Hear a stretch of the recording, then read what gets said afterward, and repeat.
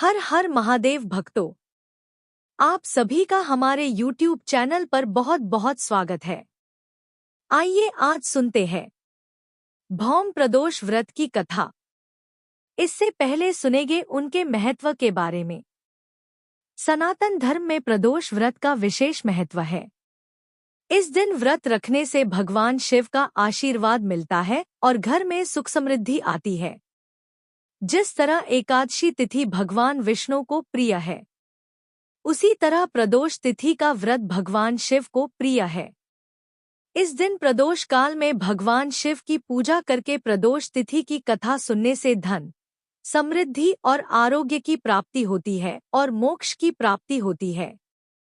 प्रदोष व्रत सनातन धर्म के अनुसार एक महत्वपूर्ण व्रत है, जो हर माह की त्रयोदशी तिथि के दिन किया जाता है। त्रयोदशी या प्रदोष व्रत हर महीने में 2 बार आता है, एक शुक्ल पक्ष और दूसरा कृष्ण पक्ष त्रयोदशी तिथि के दिन मंगलवार होने पर उसे भौम प्रदोष कहते हैं। इस दिन शिव जी के भक्त व्रत रखते हैं और प्रदोष काल में भगवान शिव और माता पार्वती की पूजा करते हैं।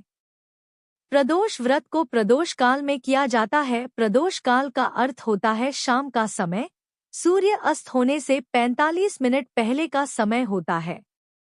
सूर्य अस्त होने के 45 मिनट बाद तक का समय प्रदोष काल होता है। इस दिन स्वास्थ्य संबंधी समस्याओं से मुक्ति पाई जा सकती है, क्रोध की शांति होती है और धैर्य साहस की प्राप्ति होती है। इस दिन प्रदोष व्रत विधिपूर्वक रखने से कर्ज से छुटकारा मिल जाता है। यह प्रदोष व्रत करने से मनुष्य के सभी पाप दूर हो जाते हैं और उन्हें शिव धाम की प्राप्ति होती है। प्रदोष व्रत के दिन सुबह जल्दी उठकर स्नान आदि से निवृत्त हो जाएं। इसके बाद भगवान शिव का ध्यान करते हुए व्रत का संकल्प लें। प्रदोष व्रत की पूजा शाम के समय की जाती है। ऐसे में संध्या समय शुभ मुहूर्त में पूजा आरंभ करें। घी, शहद, दूध, दही और गंगाजल आदि से शिवलिंग का अभिषेक करें। इसके बाद शिवलिंग पर बेलपत्र, कनेर के फूल, भांग आदि अर्पित करें। शिव मंत्रों एवं शिव चालीसा का पाठ करना चाहिए। भौम प्रदोष व्रत की कथा सुने। कथा समाप्ति के बाद शिव जी की आरती करें। आरती पश्चात भगवान को भोग लगाना चाहिए और प्रसाद को सभी लोगों में बांटना चाहिए। इस तरह से प्रदोष व्रत करने वाले मनुष्य को पुण्य मिलता है और उसकी सभी मनोकामनाएं पूरी हो जाती हैं। तो आइए सुनते हैं भौम प्रदोष व्रत की कथा। सूत जी बोले, अब मैं मंगल त्रयोदशी प्रदोष व्रत का विधान कहता हूँ। मंगलवार का दिन व्याधियों का नाशक है। इस व्रत में एक समय व्रती को गेहूं और गुड़ का भोजन करना चाहिए।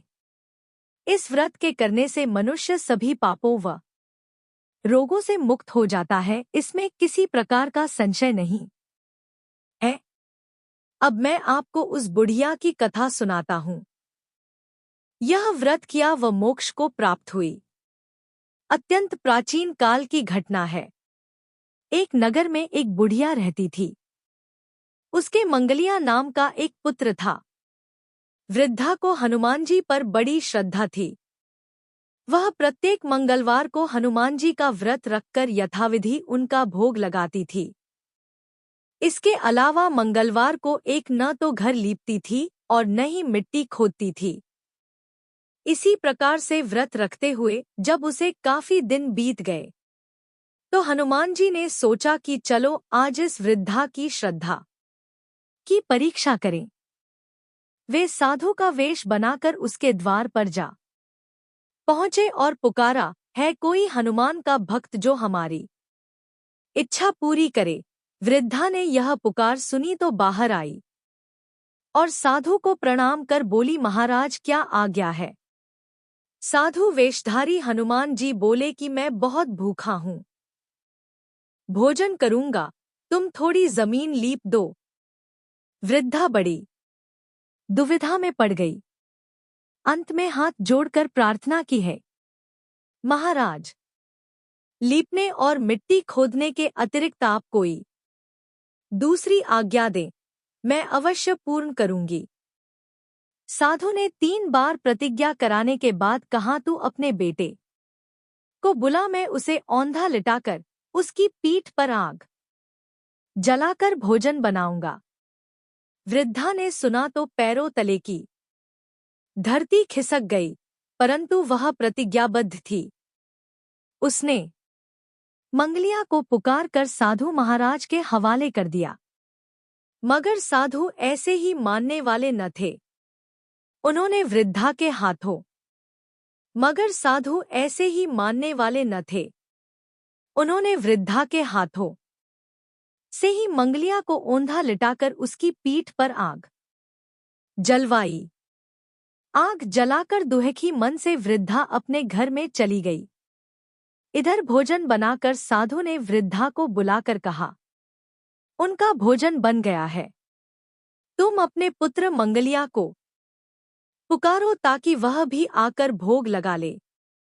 इस पर वृद्धा बोली, उसका नाम लेकर मुझे और कष्ट न दे। लेकिन साधु महाराज न माने। वृद्धा को भोजन के लिए मंगलिया को पुकारना पड़ा।